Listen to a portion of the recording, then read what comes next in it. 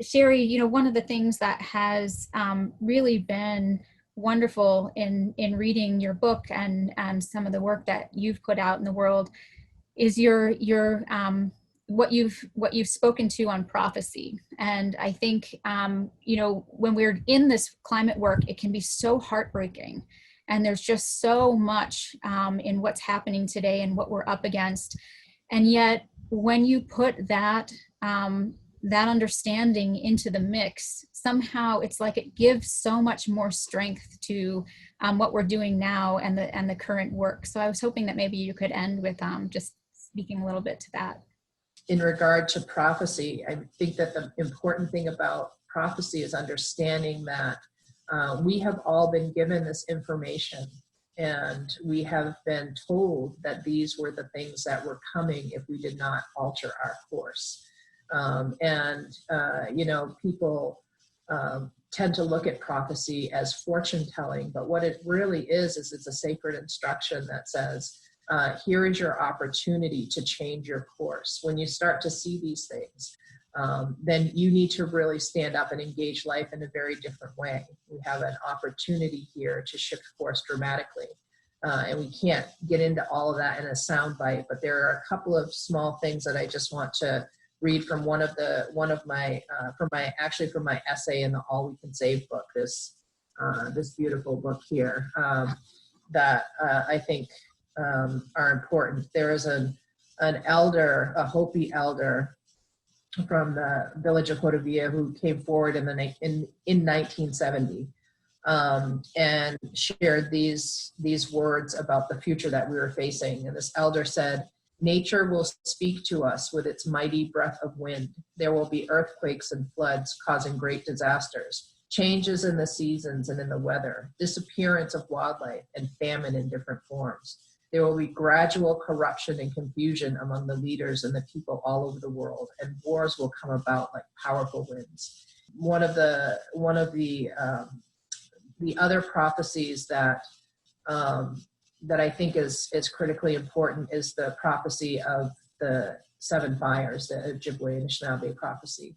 And there's a elder, Jim Dumont, who is a keeper of these stories and a ceremony leader in the Medewin tradition. And one of the prophecies that they talk about is the seven fire prophecy. And I'm just going to read the section here, the quote I have in the book. It says, "If the new people learned to trust the ways of the circle and trained themselves to hear their inner voice, wisdom would return to them in waking and sleeping dreams, and the sacred fire would be lit once again. Then the light-skinned people would be given a choice of two paths. If they chose the correct path, then the seventh fire would be used to light an eighth fire, which would be a lasting fire of unity and peace. If they chose the wrong path and stayed locked into their old mindset, the destruction they wrought will come back and destroy them, and all the people of earth will experience great suffering and death." And so the lighting of the eighth fire is about the unification of people from all different walks of life. It's a unification of people from all corners of the earth coming together to share and to weave together the collective knowledge that they have, so that we finally have a thriving, healthy, diverse ecosystem of human beings who are sharing knowledge and creating a living system that is moving towards harmony and sustainable with all other life on the planet. And that's what we need to do, is we need to choose that path of the eighth fire. And the Hopi also have a prophecy about this time, which is the same, very, very similar. And there's a petroglyph that's hundreds of years old. These stories are hundreds of years old. There's a petroglyph in Hopi territory where there's one group that just walks straight off the edge of a big stone where this story has been captured. And then there's another group that continues moving up around the rock and goes on all the way up as far as you can see. And the ones who are moving up and around are intact human beings. The ones who walk off from the edge of life, they're depicted as having their heads disconnected from their bodies. And so their head and their heart are no longer working together. And when they've lost that connection between their head and their heart, they just walk all life off the edge of the earth, and they no longer are able to continue to exist here. And that's what we're facing right now, because we have been working under the separation of our heads and our hearts, a separation of our knowledge base and our deeper wisdom.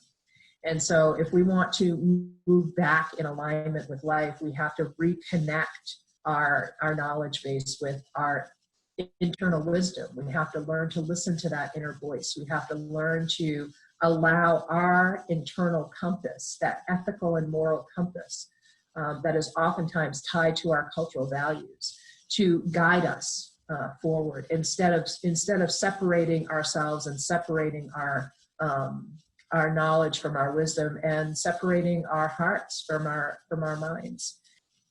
I think that's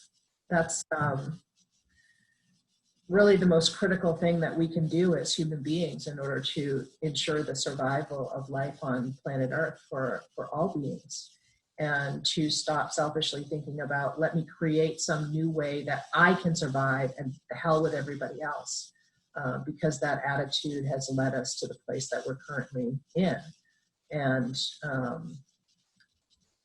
it would be tragic to lose the benefit of knowing one another that comes with that singular way of thinking.